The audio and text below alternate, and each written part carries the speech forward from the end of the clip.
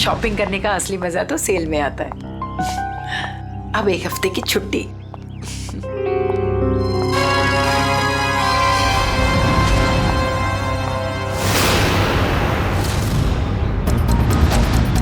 अब घर जाकर मम्मी से कहूंगी कि उनके हाथ की ठंडी लस्सी बना कर दे।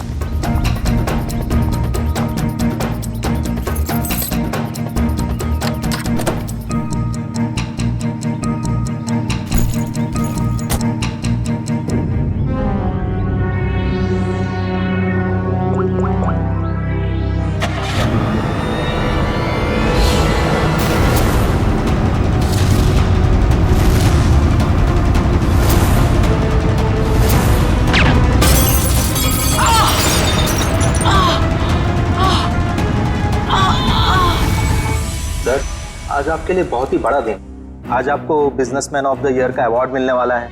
आखिर सर आपने दिखाई दिया कि इंसान मेहनत से ही सफलता के शिखर पर पहुंचता है। क्या बात है सर, आप कुछ खोए खोए से दिख रहे हैं? कोई परेशानी? नहीं, ऐसी कोई बात नहीं है। अच्छा, वो तुमने कुमार की एनुअल रिपोर्ट भिजा दी? जी सर।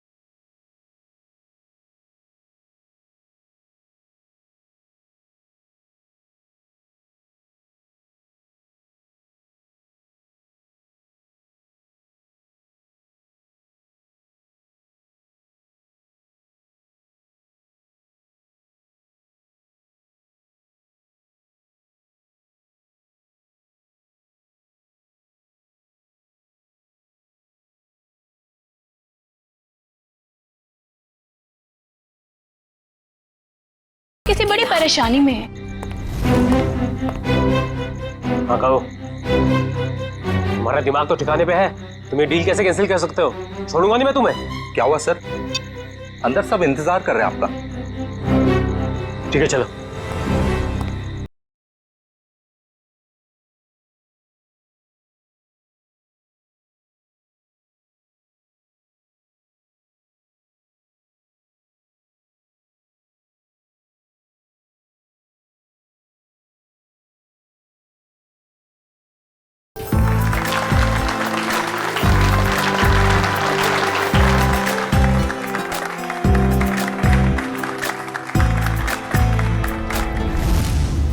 अब वक्त है उस घड़ी का जिसका आप सबको बेसब्री से इंतजार, बिजनेसमैन ऑफ द ईयर का अवार्ड देने का वक्त आ गया है। और इस अवार्ड को देने के लिए मैं बुलाना चाहूंगा इस शहर के जाने माने इंडस्ट्रियलिस्ट मिस्टर श्याम विपुल को।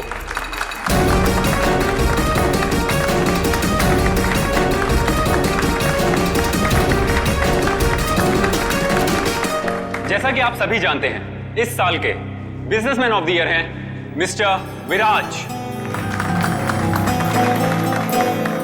अब मैं चाहूंगा मिस्टर विराज स्टेज पे आएं और अवार्ड रिसीव करें।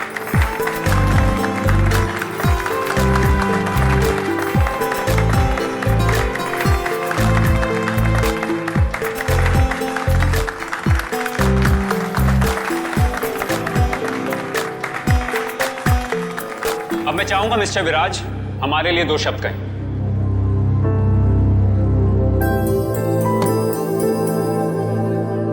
आप सभी का बहुत बहुत शुक्रिया।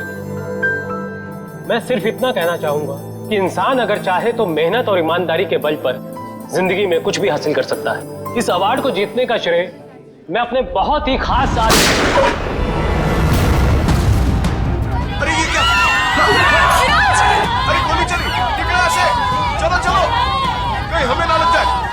विराज, विराज विराज क्या हुआ तुम्हें? अभिजीत, गोली तो बाएं तरफ से चली है। बस इसका मतलब गोली चलाने वाला इसके सामने नहीं खड़ा था, साइड से गोली चलाई इसने। अगर ये यहाँ पे खड़ा होके बोल रहा था बाईं तरफ से गोली चली है, सर यहाँ कहीं पे होना चाहिए खूनी को। आप यहाँ पर तो दीवार है अभिजीत, मतलब खूनी दीवार के सामने खड़ा था, इन सारे लोगों के बीच में। किसी ने तो सुना होगा, देखा होगा गोली चलाते वक्त। ये इधर दीवार पे मेहमान थे इस तरफ? सर 2 या 3। 2 या 3 कितने? सर 3। कौन लोग थे, कुछ याद है आपको? सर गोली की आवाज सुनकर वो लोग भाग गए, जो बचे यहीं बचे हैं। मेहमानों की लिस्ट तो होगी तुम्हारे पास? Yes sir. लाओ। Okay sir. वैसे आप लोगों ने देखा किसी को गोली चलाते हुए? नहीं सर। कमाल है, एक आदमी यहाँ पे गोली चलाता है, इनकी मौत हो जाती है, ना किसी ने कुछ देखा ना सुना, ऐसा कैसे हो सकता है?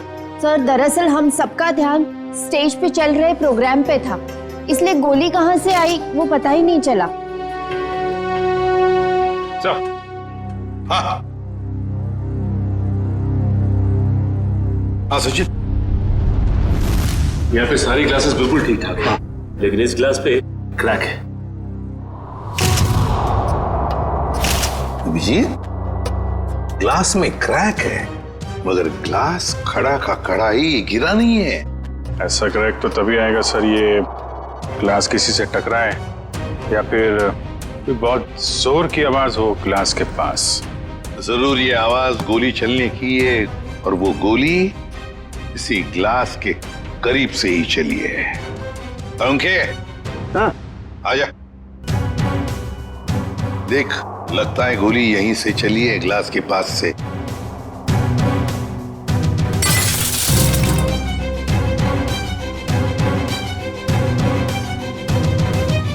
बॉस, देख करके तो ऐसा ही लगता है कि गोली यहीं से चली है, फिर भी 100% श्योर होने के लिए मैं अच्छी तरह से चेक कर लेता हूँ। चेक कर ले।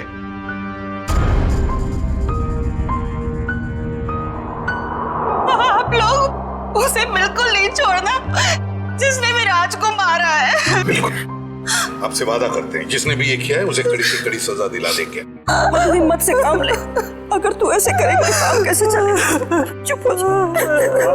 सीआईडी से आज तक कोई भी मुझे बच नहीं पाया। आप सर, मैं शेखर, विराज का चचेरा भाई। और फिर आप? मेरा नाम आशिका है सर, मैं विराज की बरसों से बिजनेस पार्टनर हूँ सर। और सर मैं विराज जी का पीए हूँ। तो फिर आप में से किसी को भी किसी भर भी शक है किसने किया होगा ये? नहीं सर, उनकी तो किसी से कोई दुश्मनी नहीं थी। नहीं, दुश्मनी तो थी, नहीं तो कोई खून क्यों करेगा? सर मैं कुछ कहना चाहता हूँ। कहिए। सर विराज जी का आज शाम से बहुत ज्यादा मूड खराब था। खराब मूड? उन्हें तो बिजनेस ऑफ द ईयर का अवार्ड मिला था ना, फिर भी मूड खराब था उनका। इस बात से मैं भी हैरान हूँ, इतने बड़े खुशी के मौके पर उनका मूड बहुत ही ज्यादा चिड़चिड़ा था, और फोन कॉल आने के बाद तो उनका गुस्से का पारा बहुत ज्यादा बढ़ गया। किसका फोन कॉल था? सर ये तो नहीं पता, अब विराज जी किसी से फोन पर बात कर रहे थे। तुम्हारा दिमाग तो ठिकाने पे है, ये क्या बकवास कर रहे हो तुम? तुम्हें डील कैसे कैंसिल कर सकते हो? छोड़ूंगा नहीं मैं तुम्हें। ये सारी बातें हो रही थी सर। आशिका जी, आपको पता है किस डील के बारे में बोल रहे थे? मुझे इस बारे में कुछ नहीं मालूम। अरे ये कैसे हो सकता है कि आपको इस बारे में कुछ भी पता नहीं? आप तो विराज की बिजनेस पार्टनर थी ना, तो आपको तो पता होना ही चाहिए। सर मैं सच कह रही हूँ, ऐसी कोई डील ही नहीं थी जो कैंसिल हुई है। ऐसा कोई डील नहीं था जो कैंसिल हुआ है, ठीक है? अब हम पता लगा लेंगे कौन सा डील था और क्या हुआ था। मयूर सर, विराज का फोन दो।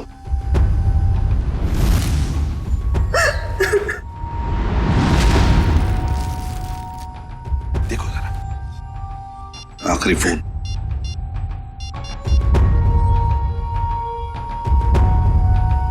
नाम तो लिखा नहीं, अनजान नंबर है। फोन लगा के देखो। फोन बंद आ रहा। फोन बंद आ रहा? अभिजीत, फोन बंद आ रहा है, इसका मतलब है विराज की मौत का जिम्मेदार ये फोन कॉल ही है, पता लगाना पड़ेगा ये फोन नंबर है किसका। मनसा, बेकार की जिद छोड़ दो ना। मम्मा प्लीज समझने की कोशिश करो, मुझे सीआईडी के पास जाना ही होगा, तुमसे मदद लेनी होगी मम्मा। नहीं, मैं तुम्हें नहीं जाने दूंगी। फिर से हमला हो गया तुम पर तो। मम्मा प्लीज, मैं जो कर रही हूँ वो ठीक कर रही हूँ, लेट मी डू इट। हाँ, मैं सीआईडी के पास जा रही हूँ, क्या तुम मेरे साथ चलोगे? ओके।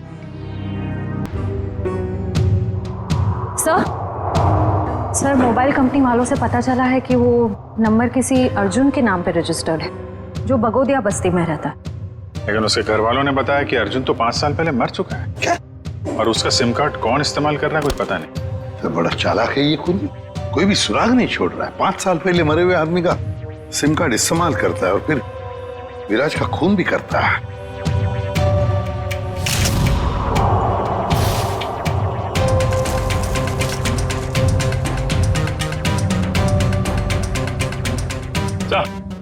हाँ। ये देखिए सर, ये देसी कट्टा मिला है इसमें से। लगता है खूनी भागते वक्त गलती से यहाँ गिरा गया। अजीब खूनी है सर, भाग गया लेकिन हथियार यहीं छोड़ गया हमारे लिए। सर प्लीज हमारी मदद कीजिए, हम बहुत बड़ी मुसीबत में हैं सर। एक मिनट, कौन है आप लोग? सर मेरा नाम मनसा है और ये मेरे बिजनेस पार्टनर है अमन। अच्छा क्या हुआ बताइए। सर हमें किसी ने मारने की कोशिश की है सर, हमारी जान पे हमला हुआ है। किसने किया हमला तुम लोगों पर? कौन, जानते हो आप लोग? सर कुछ नहीं पता है और समझ में नहीं आता है कि हमें मारकर किसे फायदा होगा। देखिए प्लीज आप घबराइए मत, हम लोग पता लगा लेंगे। अच्छा ये बताइए कि जब आप पे हमला हुआ तो क्या आप लोग साथ साथ थे? नहीं सर, अलग अलग जगहों पे हमला हुआ, मुझ पे मेरे ऑफिस में और मंशा पे शॉपिंग मॉल के पार्किंग लॉट में हुआ सर। जी सर, कल दोपहर को करीब 12 और 1 के बीच में। कल दोपहर को? और आप लोग आज हमारे पास आए हैं? आज? कल क्यों नहीं आए? सर हम घबरा रहे थे सर, बड़ी मुश्किल से हम हिम्मत बटोर के आपके सामने आए सर। अच्छा, जिन लोगों ने आप पे हमला किया उनके चेहरे तो देखे होंगे ना आप लोगों ने? सब कुछ इतना जल्दी हुआ कि मैं ठीक से कुछ देख भी नहीं पाई। और ये देखिए, गोली मेरे बाजू में लगी। बड़ी अजीब बात है, गोली चलाने वाले ने देखा तक नहीं कि गोली निशाने पर लगी है या नहीं। सर अच्छा ही हुआ कि उसने नहीं देखा, वरना शायद आज मैं आप लोगों के सामने जिंदा नहीं खड़ी होती। सर जरूर ये किसी अनाड़ी का काम है, क्योंकि अगर प्रोफेशनल होता तो ऐसी गलती बिल्कुल नहीं करता। अमन, क्या तुम पर भी गोली चली थी? सर मेरे साथ जो हुआ वो तो बहुत ही ज्यादा अजीब था सर। हेलो।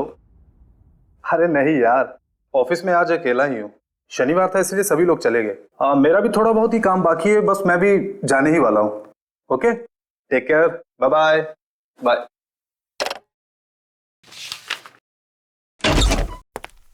अरे ऑफिस में इस वक्त कौन हो सकता है?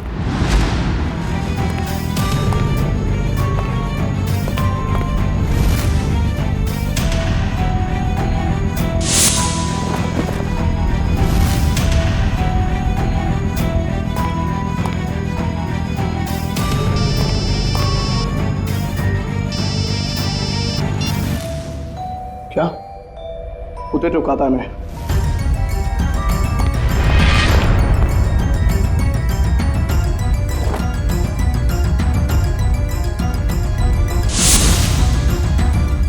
सर गोली मारने वाला बिना गोली मारे ही चला गया। वही तो। सर ये तो बहुत अजीब है। सर जो कुछ भी हुआ, कम से कम मेरी जान तो बच गई सर। नहीं, ये तो बड़ी अच्छी बात हो गई। अब आप लोग हमारी एक मदद कीजिए उनका स्केच बनवाने में। सर स्केच तो बनवा देंगे, मगर ब्यूरो से बाहर जाने से डर लग रहा है सर, कहीं फिर से हम पे हमला हुआ तो। अब आप पर कोई हमला नहीं कर सकता। अब आप लोगों की सुरक्षा की जिम्मेदारी हमारी है। एक बात समझ में नहीं आ रही है, मंशा पर गोली चलाने वाला करीब से गोली चलाता है मंशा पर जानलेवा गोली नहीं चलाता, और जो अमन पर गोली चलाने गया था वो बिना गोली चलाए वापस चला जाता है। ऐसा क्यों? नहीं नहीं नहीं, ये कुछ अलग ही चक्कर है। सर ये रहा स्केच। Thank you. जाओ। आपको पूरा यकीन है यही लोग हैं वो? हाँ सर, लगभग ऐसे ही थे। ठीक है, थैंक यू वेरी मच। अब आप लोग जा सकते हैं, लेकिन निश्चिंत रहिए, आपकी सुरक्षा के लिए हमारे सीआईडी ऑफिसर्स तैनात रहेंगे। Thank you. Thank you sir. Shreya, देखो क्या ये दोनों पुराने पापी है क्या?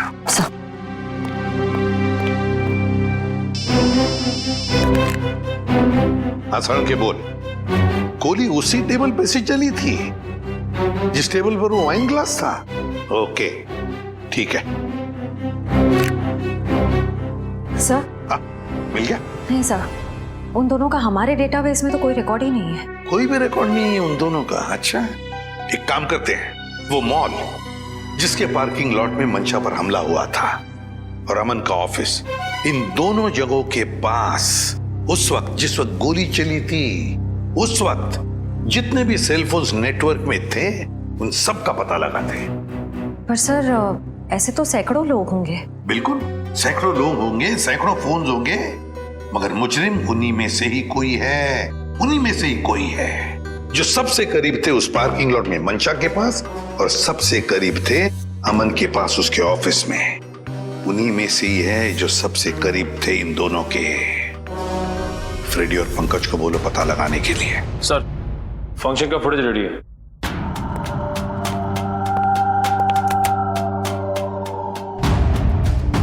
निखिल, अब जूम करो उस टेबल पर जहां से गोली चली थी।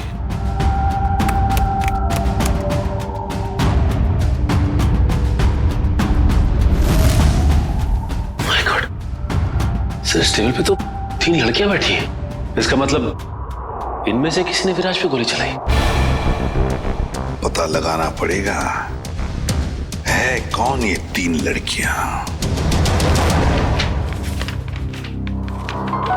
इतनी लंबी लिस्ट, मुझे तो मेरे स्कूल के दिन याद आ रहे हैं और इतिहास के राजा महाराजा के नाम रट रहा हूं। ले भैया, एक और लिस्ट आ गई। इतनी लंबी लिस्ट, सर मैं बेहोश हो जाऊंगा। घबराइए नहीं सर, ये आखिरी है। अच्छा, मुझे तो नींद आ रही है। उस दिन मंशा वाले मॉल और अमन के ऑफिस के पास इतने सारे लोग थे, जो हमें चाहिए उसे ढूंढेंगे कैसे? एक काम करते हैं सर, 2-4 लोगों को फोन करके देखते हैं, हमारा नसीब शायद बुलंदी पे हो और हमें मुजरिम मिल जाए। अच्छा आइडिया है, लगा phone. Inky pinky ponky, Freddy sir loves a donkey, ये वाला नंबर है।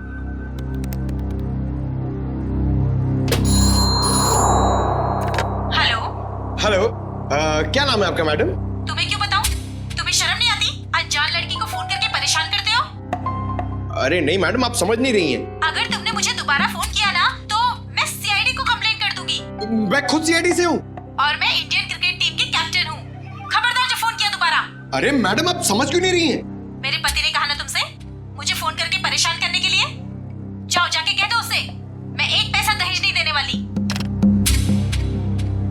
दहेज? अबे क्या हुआ पंकज? दहेज का नाम सुन के तेरे पूरे शरीर में 440 वोल्ट का करंट क्यों दौड़ने लगा? अरे सर मत पूछिए, दहेज ही तो मेरी दुखती रग है। सर, मेरा पुराना जख्म हरा हो गया। मैं कुछ समझा नहीं। सर आप तो जानते ही हैं, मेरे स्कूल के और कॉलेज के जितने भी फ्रेंड्स हैं, सबकी शादी हो चुकी है। मैं ही अकेला बचा हूं कुंवारा। पता है क्यों? क्यों? इस दहेज की वजह से। पंकज, एक सीआईडी ऑफिसर होने के बावजूद भी तुझे दहेज चाहिए? छी, कितनी शर्मनाक बात है ये। रुक, मैं अभी एसीपी साहब को फोन करता हूँ। अरे एसीपी सर को क्यों फोन कर रहे हो? मेरी बात तो सुनो, मैं दहेज नहीं मांग रहा हूँ, लड़की वाले दहेज मांगते हैं। मुझसे कहते हैं जब तक मैं दहेज नहीं दूंगा, लड़की से मेरी शादी नहीं कराएंगे। इसलिए तो दहेज का नाम सुनते ही मेरे पसीने छूट जाते हैं सर। तू चिंता मत कर पंकज, जो लड़की तुझे सच्चा प्यार करेगी वो सिर्फ तेरा दिल देखेगी, दहेज या पैसा नहीं, समझे? सच्ची सर? हाँ। अब चल, अब ये शादी के सपने देखना बंद कर और काम पे लग जा। काम पे लग जा? लिस्ट इतनी लंबी है। अबे रो क्यों रहा है? चल एक काम करते, देखते हैं इन सारे नंबरों में से ऐसे कौन से 2 नंबर है जो मंशा वाले मॉल और अमन के ऑफिस के सबसे करीब है। देखिए सर,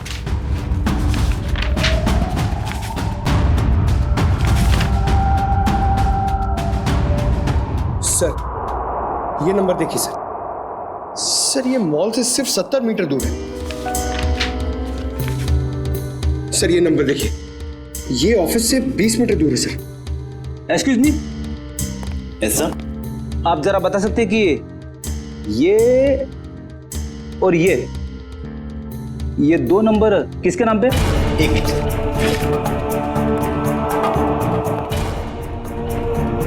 सर अगर आपकी नजर में कोई सुंदर सुशील प्यारी सी लड़की होगी ना सर, तो मुझसे मिलवा दीजिएगा सर। वो क्या है ना, मेरी मॉम चाहती है कि मेरे हाथ जल्दी से जल्दी पीले हो जाए। प्लीज जरा ध्यान रखो। Sir excuse me sir, sir ये दूसरा वाला नंबर ट्रेस करने में थोड़ा टाइम लगेगा, मगर ये पहला नंबर किसी शीतल कुमार का है। शीतल मतलब पंकज, उस दिन मनशा को मारने कोई लड़का नहीं बल्कि लड़की आई थी। मनशा ने तो कहा था कि कोई लड़का था। ये केस तो और भी उलझता जा रहा है। एक काम करता हूं, दया सर को फोन करता हूं। सर क्यों बुलाया हमें यहाँ? अभी पता चल जाएगा। वो तीसरी लड़की कहाँ है जो इनके साथ में थी? सर उसका नंबर या एड्रेस नहीं मिला, यहाँ तक कि उसका लिस्ट में नाम भी नहीं था। उसका नाम भी नहीं था मेहमानों की लिस्ट में? तो फिर अब ये जरूर किसी और के इनविटेशन पर अंदर घुस गई और विराज पर गोली चलाकर भाग गई। क्या उसने विराज जी को मारा? जी हाँ, और आप दोनों उसके साथ में बैठी थी, तो उसके पास गन थी, आपने देखा कैसे नहीं? सर मेरा सारा ध्यान तो फंक्शन की तरफ था। सर मेरा भी। वाह, तुम दोनों का फंक्शन की तरफ इतना ध्यान था कि तुम्हारे बगल में बैठी हुई लड़की अपना गन निकालती है, निशाना साधती है और गोली चलाकर भाग जाती है, इसका तुम्हें पता भी नहीं था। कैसे मान सकते हैं हम ये? चलिए बताइए, और क्या याद आता है उस लड़की के बारे में? सर उसने एक बड़ा सा बैग रखा था टेबल पे, और शायद इसीलिए हमें गन नहीं दिखी। कहाँ पर? सर वो जो टेबल है ना, उस पे जो फूलों का गुलदस्ता पड़ा है, उसी के पास। और वाइन का गिलास बैग के बगल में ही था? जी सर था, और वो उस बैग के साथ कुछ छेड़खानी भी कर रही थी।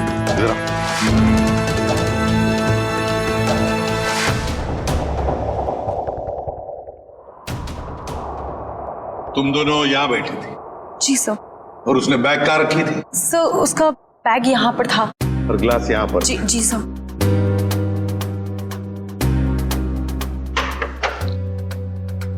मतलब अभिजीत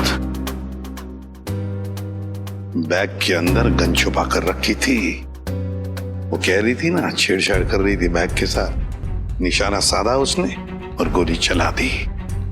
सर उसका चेहरा तो हम देख ही चुके हैं, उसकी फोटो टेलीविजन और अखबारों में दे दें सर? हाँ, मगर उससे पहले अभिजीत सीसीटीवी फुटेज चेक करो। सर ये जो दोनों कैमरास हैं, ये फंक्शन हॉल के अंदर के हैं और ये मेन गेट का।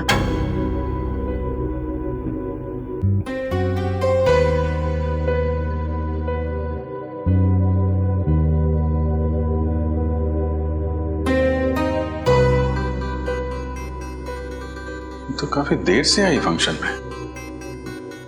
अब जरा ये मेन गेट वाला दिखाना। जी सर। सर ये तो टैक्सी में आई है। टैक्सी में? एक मिनट जरा इसको रिवाइंड करो, फिर से चलाना। पॉज। अब जरा ये नंबर प्लेट है ना टैक्सी का, उस पर जूम करो।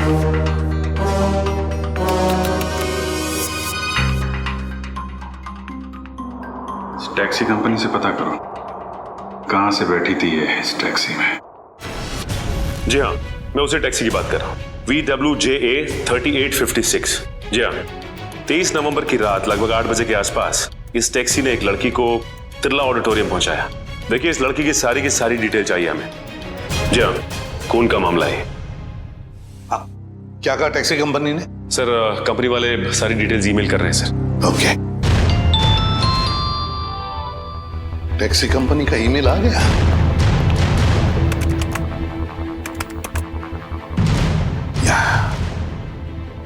ये रहा उनका मुंबई का रोड मैप, और ये है वो लाल डॉट, ये है वो टैक्सी, और उस टैक्सी का रूट ये था, ये देखो, तिरला ऑडिटोरियम। मतलब उस लड़की ने टैक्सी ज्वाला रोड से पकड़ी है, ज्वाला रोड से, बहुत होशियार है लड़की सर। इसने टैक्सी अपने घर पे नहीं बुलाई, बल्कि भीड़ भाड़ वाली रोड पे बुलाई। लगता है इस लड़की का घर ज्वाला रोड के आसपास ही होगा। निखिल, काम करो तुम और जयवंती, जाओ ज्वाला रोड जाओ और अच्छी तरह से पूछताछ करो।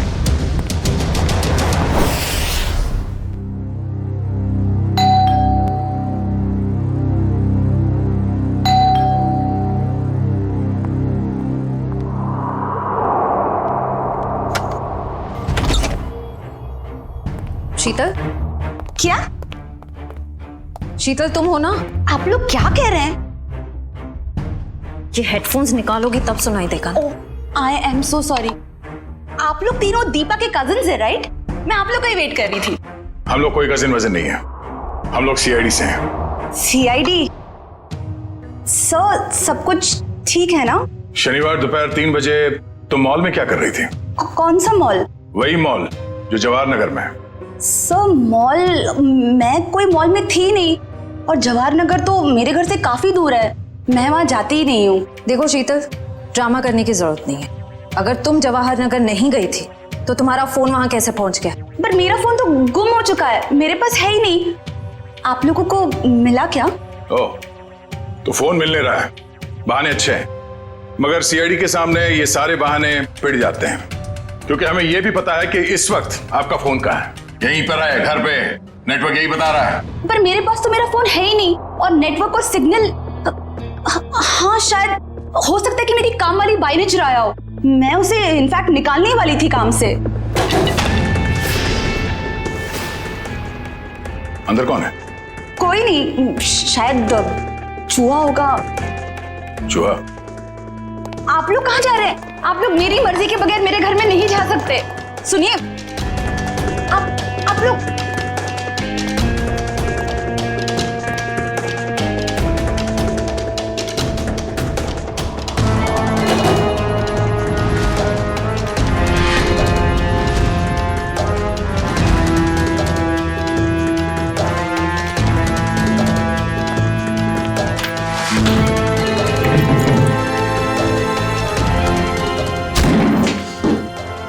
शर्म नहीं आती? ऐसे कैसे अंदर घुसे चले आते हो? अब क्या करें, आदत से मजबूर है। क्या? काफी बड़ा चूहा है, इसे खुराक की जरूरत है, हम ले जाते हैं।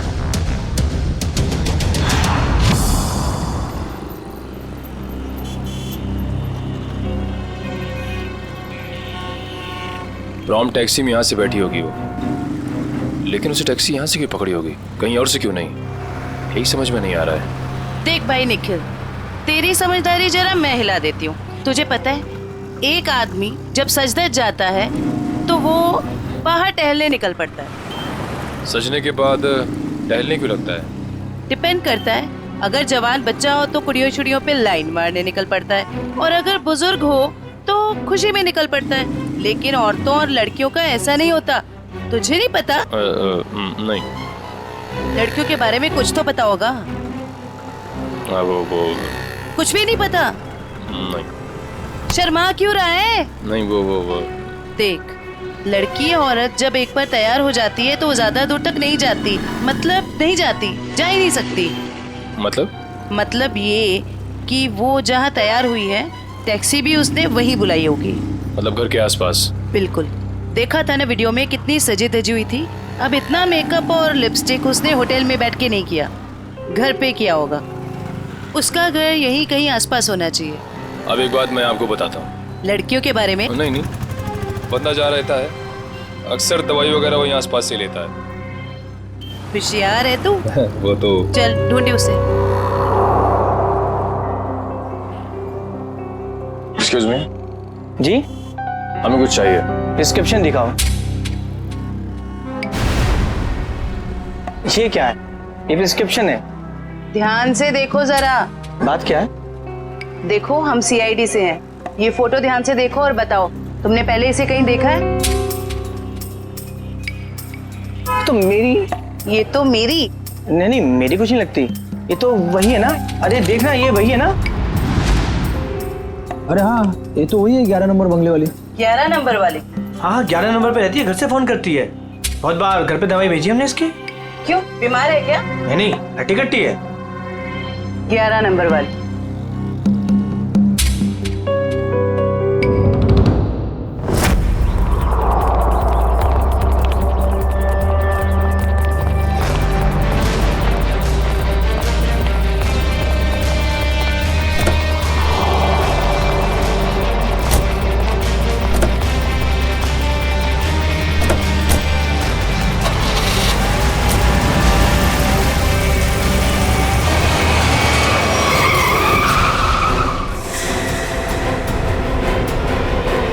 ओ मैडम,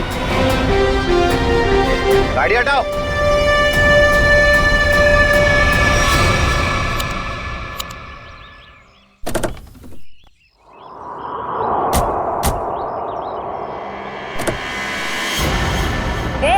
क्या बदतमीजी है, चल गाड़ी हटा। अगर यहाँ बदतमीजी नहीं पसंद तो सीआईडी ब्यूरो चलो, वहां कर लेंगे थोड़ी बदतमीजी। सीआईडी?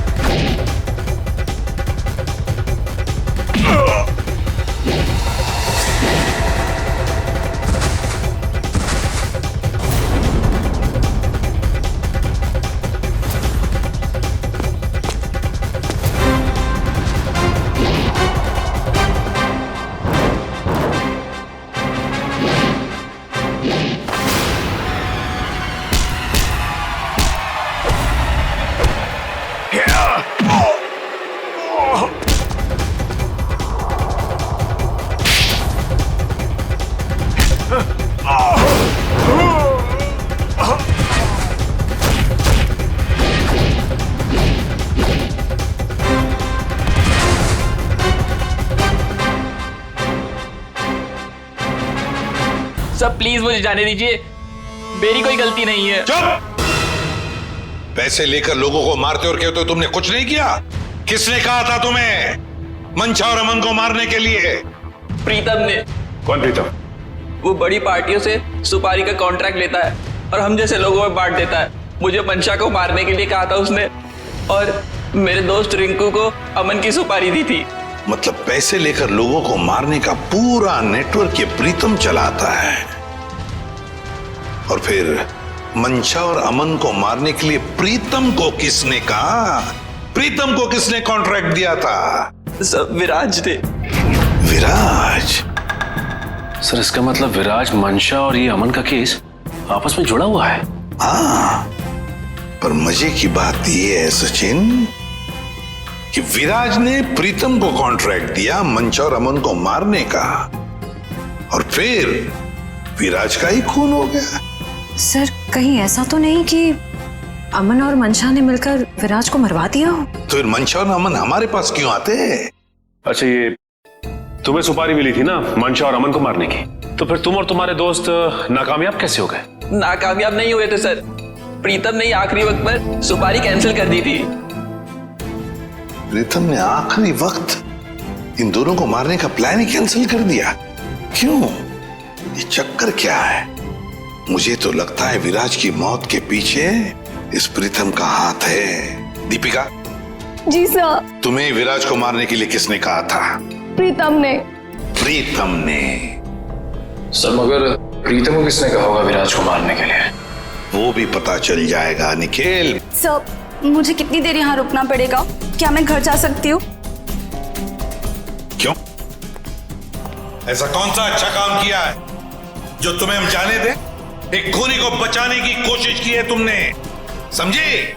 सर मैं इलेश से प्यार करती हूँ, इसलिए भाग गई थी। तो कौन सा बड़ा काम किया इलेश से प्यार करके? इसे बचाने की कोशिश की तुमने, उसे तो सजा होगी, मगर तुम्हें भी होगी सजा। चले जाओ इसे। चलो। इलेश, तुम्हारे पास प्रीतम का नंबर और एड्रेस तो होगा ना? सर मेरी बात प्रीतम से कभी डायरेक्ट हुई नहीं, हमेशा उसकी सेक्रेटरी जिया से ही बात होती थी। दीपिका, तुम्हारे पास नंबर है प्रीतम का? नहीं, मेरी बात हमेशा उसकी सेक्रेटरी जिया से होती थी। तो फिर सेक्रेटरी जिया का नंबर दो हमें। सर कोई एक नंबर हो तो बताएं। हमेशा नए नए नंबर से फोन करती थी वो। और हाँ, किसे मारना है उसकी सारी जानकारी एक लिफाफे में डालकर घर के बाहर रखती थी। नए नए नंबरों से फोन करती थी। बड़ी चालाक समझती है ये अपने आप को सेक्रेटरी जिया, लेकिन उसे पता नहीं अब उसका पाला पड़ा है हमसे, सीआईडी से। अब ज्यादा देर बच नहीं सकती वो।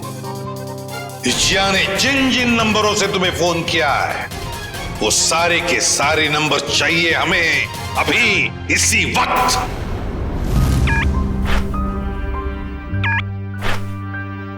सर ये देखिए, शहर के नक्शे में जो लाल रंग के निशान दिखाई दे रहे हैं, जिया ने आज ये नंबर वहां इस्तेमाल किए हैं। ये है वो पहला नंबर जिया ने इस्तेमाल किया हुआ।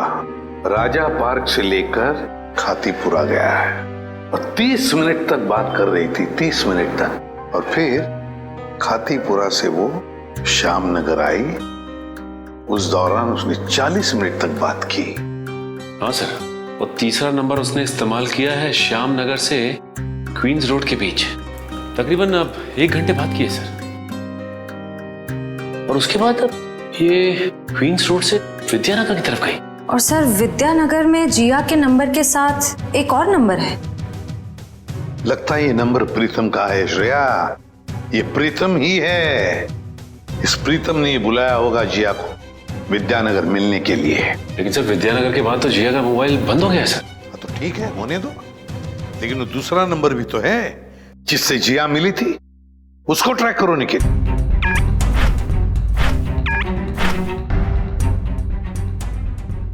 सर फिलहाल ये नंबर सिविल लाइन के किसी बंगलो में है, bungalow number 17। Civil Lines bungalow number 17। Jiya, तेरी साड़ी तो बहुत अच्छी लग रही है, कहाँ से खरीदी? स्पेशली ऑर्डर देके बनवाई है, डिजाइनर है। वाह जिया, तेरी चॉइस को तो मानना पड़ेगा। 1 मिनट। मेरा एक बहुत पुराना दुश्मन है, मुझे उसे मरवाना है, दाम जो भी चल लग जाए। लगता है किसी आशिक का फोन आया है। मैं प्रीतम जी की सेक्रेटरी बोल रही हूँ। आपका संदेश उन तक पहुँचा दूंगी। 10 लाख लगेंगे। अरे 20 लाख दूंगा, लेकिन वो बचना नहीं चाहिए। बहुत नफरत करते हैं हमसे। ऐसा क्या बिगाड़ा है आपका? मिल के बताता हूँ आपको। लगता है दरवाजे पे कोई आया है, मैं आपको थोड़ी देर में कॉल करती हूँ। आप? नहीं, वो मैं ही हूँ। आपसे मुलाकात भी हो गई। आप कौन है? वैसे तो मेरा नाम अभिजीत है, लोग मुझे सीनियर इंस्पेक्टर अभिजीत के नाम से जानते हैं। सीआईडी में काम करता हूँ। आप किस नाम से बुलाना पसंद करेंगी? सीआईडी का यहाँ क्या काम? अरे फोन पे बताया ना आपको। अच्छा वो, मुझे लगा कोई मजाक कर रहा है तो मैं भी मजाक करने लग गई। सुपारी का लेन देन तुम्हें मजाक लगता है? जिया, ये सब क्या चल रहा है? सॉरी गर्ल्स, पार्टी खत्म हो गई है, आप लोग जा सकती हैं। Thank you very much. चलिए चलिए। चलो चलो। आप सोच भी नहीं सकती आप कितनी बड़ी मुसीबत में फंस गई हैं। देखिए, मैं प्रीतम के लिए काम करती हूँ, लेकिन मैंने आज तक उसे नहीं देखा। वाह सर, अभी तक ये कह रही थी कि प्रीतम को जानती नहीं है, अब कह रही है देखा नहीं है। ऐसा ना हो थोड़ी देर के बाद ये कहें कि ये खुद प्रीतम है। अरे मैं ऐसा क्यों कहूंगी? मैं प्रीतम नहीं हूँ, मैं तो जिया हूँ। जरा आईडी दिखाइए अपना। ID card? हाँ, I card, driving licence, PAN card, passport, कुछ भी नहीं है। नहीं है? ओ, जरा मैडम का बैग चेक कर लीजिए।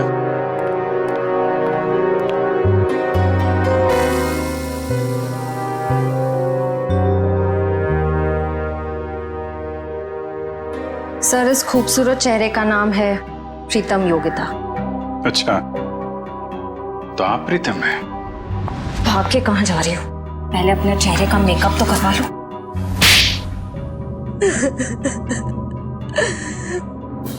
हाँ, मैं ही प्रीतम हूँ और मैं ही सुपारी लेने का काम करती हूँ। आज की सुपारी किसने दी थी तुम्हें?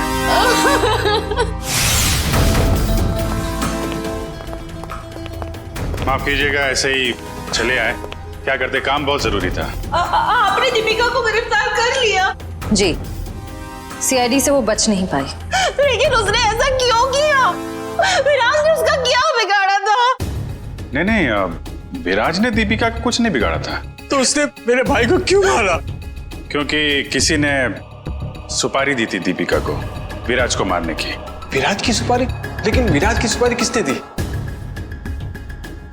एक ऐसे इंसान ने दी जो इस वक्त यहाँ मौजूद है हमारे बीच में, और जो विराज की मौत पे मगरमच्छ के आंसू बहा रहा था। कौन? हाँ? शेखर, तू? भागने दौड़ने का बहुत शौक है आपको? हमारी जेल के बाहर एक बहुत बड़ा मैदान है, वहां आपका ये शौक पूरा हो जाएगा।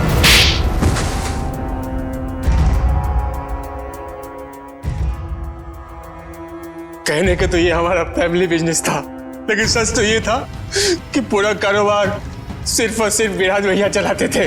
और इस बात की तुम्हें जलन थी, हैं? क्यों नहीं होगी जलन? सारी प्रॉपर्टी उनके नाम पे, सारी फैक्ट्रियां, सारी इंडस्ट्री उनके नाम पे थी। भिखारी जैसा महसूस करता था, इसलिए मैंने विराज भैया के प्रतिद्वंदियों अमन और मनसा के साथ हाथ मिला लिया। और तुम तीनों का एक ही मकसद था, विराज की बर्बादी। हाँ, जब विराज भैया को एहसास हुआ कि अमन और मनसा दिन दुगनी रात चौगनी तरक्की कर रहे थे, तो उन्हें बर्दाश्त नहीं हुआ, उन्होंने दोनों की सुपारी दे दी। और इसके पहले कि वो दोनों मारे जाते, तुमने वो सुपारी कैंसिल करवा के विराज की सुपारी दे दी। तो क्या गलत किया मैंने? विराज भैया कौन से दूध के धुले हुए थे? हाँ, वो दूध के धुले नहीं थे, लेकिन तुम्हें उन्होंने एक छोटे भाई से ज्यादा अपने बेटे की तरह समझा था। तुमने जो किया है ना शेखर, उसका तो प्रायश्चित तक नहीं हो सकता। प्रायश्चित के लिए बहुत टाइम मिलेगा। जेल की सलाखों के पीछे फांसी का ऑर्डर आने तक।